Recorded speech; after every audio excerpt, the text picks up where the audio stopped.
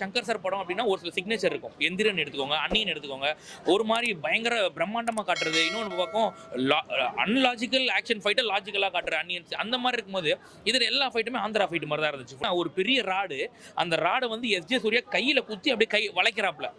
அதை ராம் சரனால் இழுக்க கூட முடியல.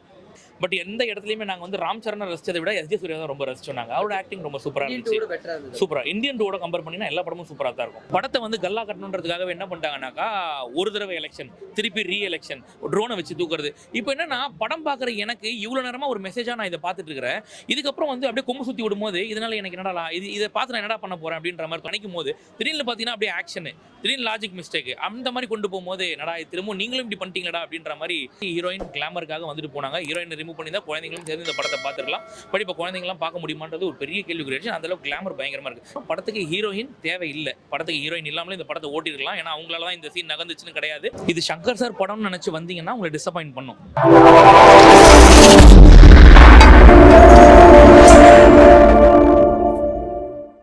படம் வந்து ஓவரால் சொல்லணும்னா ஒரு தடவை பார்க்கலாம் அப்படின்னு சொல்லுவேன். ஒரே ஒரு சின்ன நோட் மட்டும் சொல்லிடுறேன். என்னன்னா, சம்மரி, இது சங்கர் சார் படம்னு நினச்சி வந்தீங்கன்னா உங்களை டிசப்பாயிண்ட் பண்ணும். அதே நீங்கள் வேற ஒரு படம் நினச்சி வேற ஒருத்தரோட படம் நினச்சி வந்தீங்கன்னா உங்களுக்கு பிடிக்கும். இந்த படம் ஒரு தடவை பார்க்கலாம் அப்படின்னு சொல்லுவேன். படத்தை ஏன் இந்த மாதிரி ஒரு விமர்சனம் அப்படின்னாக்கா, படத்தோட ஃபர்ஸ்ட் ஹாஃப் ஒருத்தருக்கு ரொம்ப நல்லா போச்சு, சூப்பராக போச்சு. இன்டர்வல் ஒரு ட்விஸ்டோட கொடுத்தாங்க, நல்லா இருந்துச்சு. செகண்ட் ஹாஃப் அப்படி என்ன பண்ணிட்டாங்கன்னா ரொம்ப இழுத்துட்டாங்க.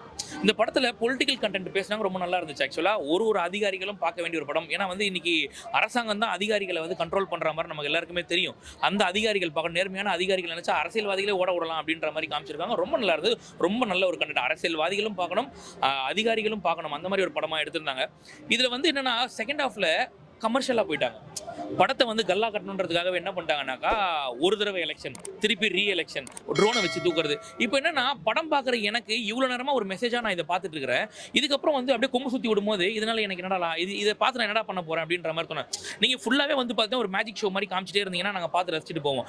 படம் ஆரம்பத்துலேருந்து கடைசி வரைக்கும் அப்படியே கொஞ்சம் நம்மளை சென்டிமெண்ட்டாக ஓகே சூப்பர்ப்பா, இது மாதிரி எடுத்துருக்காங்கப்பா, இதுதான்ப்பா உண்மையான படம், என்ன இதுதான்ப்பா, எல்லா அரசியல்வாதிகளும் பார்த்துட்டு வரணுமா இந்த படத்தை அப்படின்னு நம்ம நினைக்கும் போது திடீர்னு பார்த்தீங்கன்னா அப்படியே ஆக்ஷனு, திடீர்னு லாஜிக் மிஸ்டேக் அந்த மாதிரி கொண்டு போகும்போது என்னடா திரும்ப நீங்களும் இப்படி பண்ணிட்டீங்களா அப்படின்ற மாதிரி தோணுச்சு. வேற ஒன்றும் கிடையாது.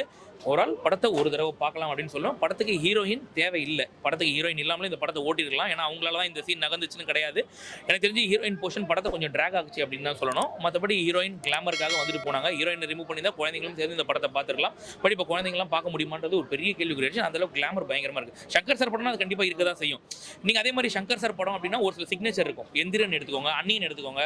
ஒரு மாதிரி பயங்கர பிரம்மாண்டமாக காட்டுறது. இன்னொன்று பக்கம் அன்லாஜிக்கல் ஆக்ஷன் ஃபைட்டை லாஜிக்கலாக காட்டுற அந்நியன். அந்த மாதிரி இருக்கும்போது இதில் எல்லா ஃபைட்டுமே ஆந்திரா ஃபைட் மாதிரி தான் இருந்துச்சு. ஃபுல்லாக லாஜிக்கலாக ஏற்றுக்க முடியல. ரொம்ப மோசமாக. நீங்கள் பார்த்தீங்கன்னா ஒரு பெரிய ராடு, அந்த ராடை வந்து எஸ்ஜே சூர்யா கையில் குத்தி அப்படியே கை வளைக்கிறாப்புல. அதை ராம் சரனால் இழுக்க கூட முடியல. அது லாஜிக்கலாக ஏற்றுக்க முடியல. ரொம்ப சினிமா லிபர்ட்டின்னு சொல்லுவாங்க. அந்த மாதிரி நிறைய விஷயங்கள் படத்தில் பண்ணிட்டாங்க. அதெல்லாம் கொஞ்சம் கரெக்ட் பண்ணி தான் நல்லா இருந்திருக்கும். பட் இருந்தாலும் நாட் பேட், ஒரு தடவை பார்க்கலாம். ராம் சரணோட எமோஷன்ஸ் நம்மளால கனெக்ட் பண்ண முடியாது. ஏன்னா ஒரு நமக்கு தெரிஞ்சாக இருந்தாலுமே எமோஷன்ஸ் கரெக்ட் ஆகுது, நல்லா இருக்கு. அதெல்லாம் குறை சொல்ற மாதிரி கிடையாது. பட் எந்த இடத்துலையுமே நாங்கள் வந்து ராம் சரணை ரசிச்சதை விட எஸ்ஜே சூர்யா தான் ரொம்ப ரசிச்சோம். நாங்கள் அவரோட ஆக்டிங் ரொம்ப சூப்பராக இருந்துச்சு. சூப்பராக இந்தியன் டூவோட கம்பேர் பண்ணினா எல்லா படமும் சூப்பராக தான் இருக்கும். அப்படிதான் இருந்துச்சு படம். பட் ரெகுலர் சங்கர் சாரோட படம்னு நினைச்சு வந்தீங்கன்னா டிசப்பாயிண்ட் பண்ணும் உங்களை. அவ்வளோ நன்றி.